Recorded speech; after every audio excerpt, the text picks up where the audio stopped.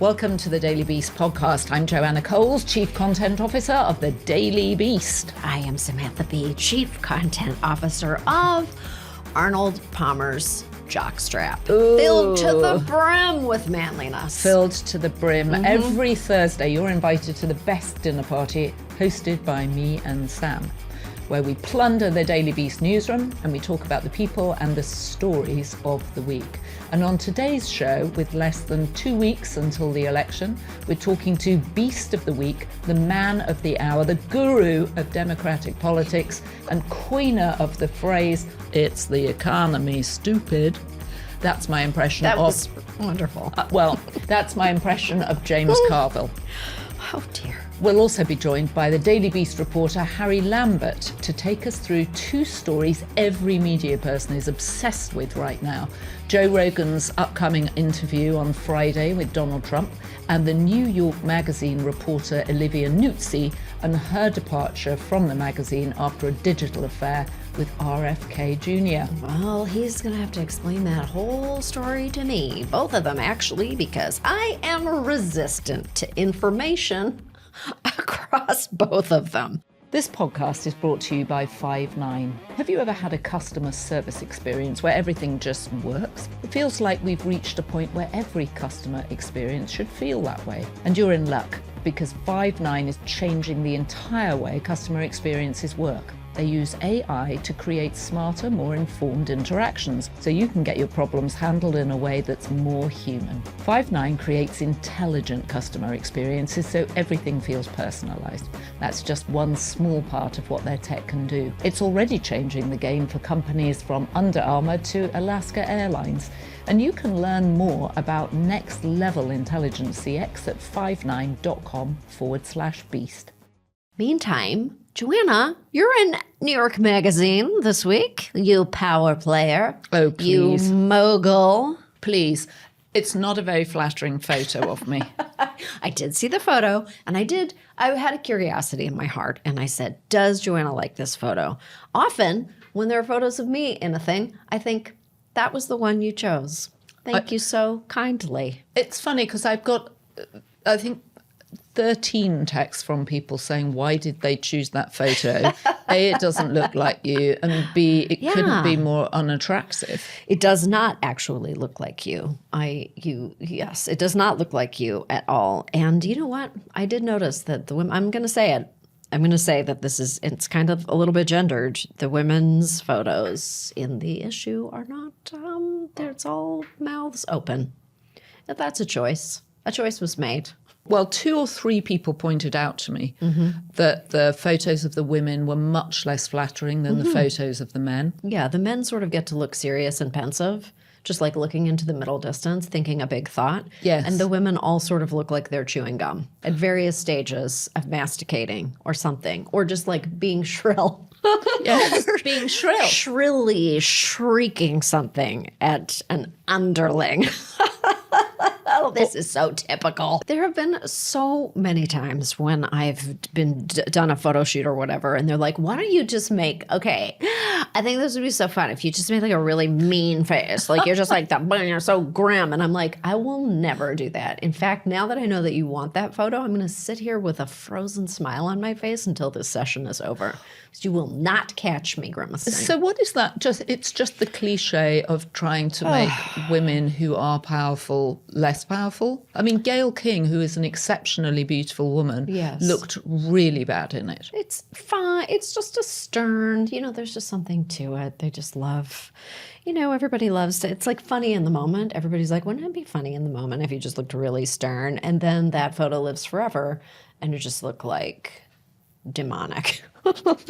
Well, I'm happy to look demonic from time to time. I'm not saying that you look demonic. I'm just saying that I think they could have chosen a better photograph. And I think that's a very typical situation that I relate to. Well, you've had way more photo shoots than I have. Do you find that the whole thing is set up to somehow undermine your success? I don't think so. I think that it is more like in the moment, everybody's trying to think of a fun new angle.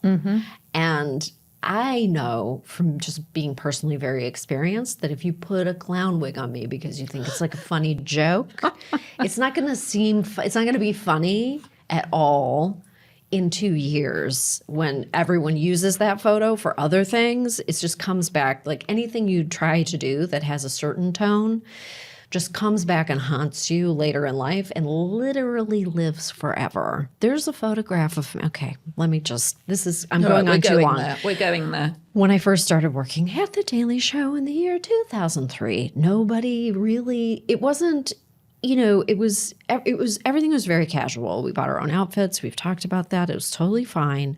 But one day they were like, can you go down to the studio because they want to take a picture or something? And I didn't really have any outfits and I didn't have any makeup and I put on a lipstick or something. It was just like really very casual. It was just a very casual experience. Went downstairs, took a photo, and then that photo was my headshot for years for the show and so continues to exist. It's still out there and all I've ever wanted to do is get rid of it. It's awful. My hands are doing something weird. I don't have any makeup on. It's not lit. And so, it's like something that you have to kind of think about, unfortunately. And I hate it, actually. Yeah, it's interesting. And it's very different for women than it is for men, obviously. It's very different. It's very different. Very, very different. But you had a very good shot outside the Minetta Lane Theatre for your menopause show, which I loved last week. It was really, really fun. And it was a bit like being in line with, 350. What is a good collective noun for 350 menopausal women? It's a community. Is it a community? Is it a Jill Stein of women? Don't even say the word Jill Stein to me. It gives me a hot flash. I just got a burbling in my tummy, like Vesuvius. Can't even say her name. Just call her Joan Stern. That's what we used to call her on my show. We would not give her even the oxygen of saying her name.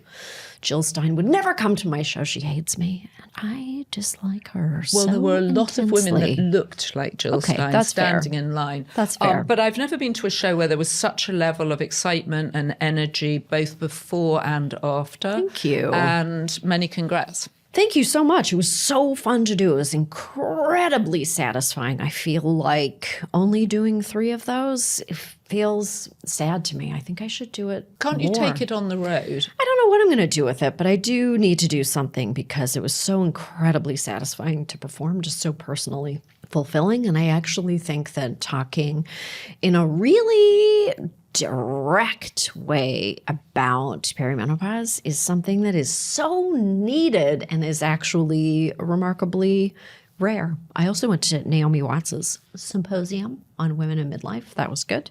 And Stacey London came to my show and she gave me a gift bag filled with sacks of products. I saw lotions, potions. I saw Stacey. But one of the things I liked about the show was that it talks about the snake oil that's being sold to women going through this particular stage of their life, which, as we know, 51% of the population go through if, as long as they get to the age of it. And it seems to me that almost every Hollywood celebrity now has a vaginal cream they're trying to sell.